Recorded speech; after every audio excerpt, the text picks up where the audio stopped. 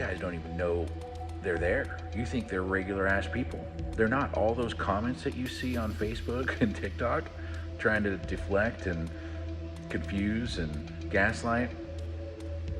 Yeah, you think that America thinks that? No. They are parroting talking points from foreign adversaries who want to take us down from inside. Like, you think you're just sitting there online and you're reading these comments of Americans? No, those aren't comments of Americans.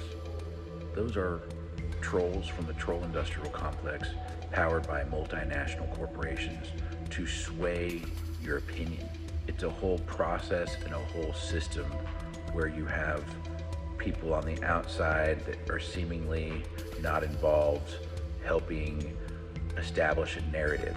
The people that are actually engaging the user, they know that this environment exists and they know that they can slowly contact these folks. You know, they're not going to just try to turn you into a Trumper like on the first engagement.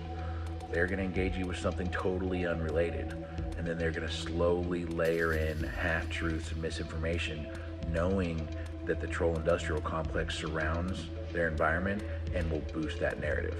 What I've noticed when dealing with insurance companies, especially third-party marketing companies who represent them, these third parties don't just work for insurance companies. They work for most any corporation that needs to gather customer information, generate interest, track people's lives, sell them products. It's like this business to consumer consortium out there. And I think these third parties have people inside them who moonlight as the troll industrial complex.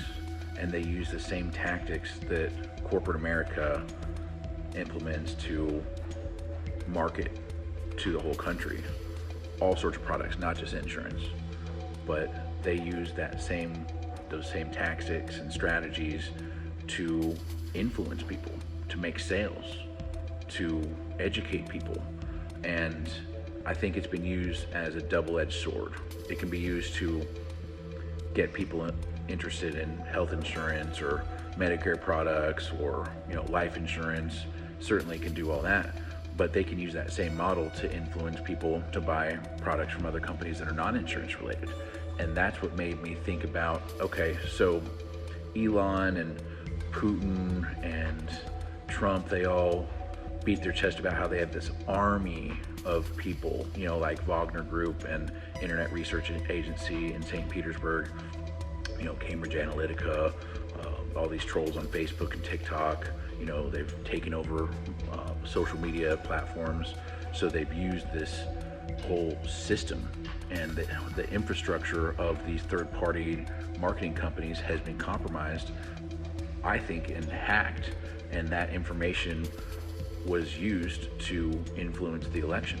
Maybe I'm just a optimist who wears tinfoil hats or something, but I would like to think that that CEO for United Healthcare was privy to this information.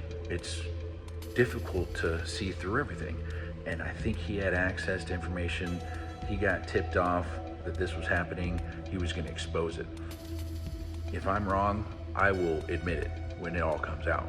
But this is my guess, is that he knew what had been compromised. He knew the data that they stole, and he knew how they used it.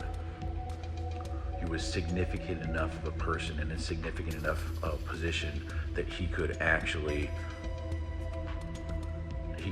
launch an investigation against these folks, a credible investigation. He could be a key part of a very credible investigation against the very people that are conducting this coup.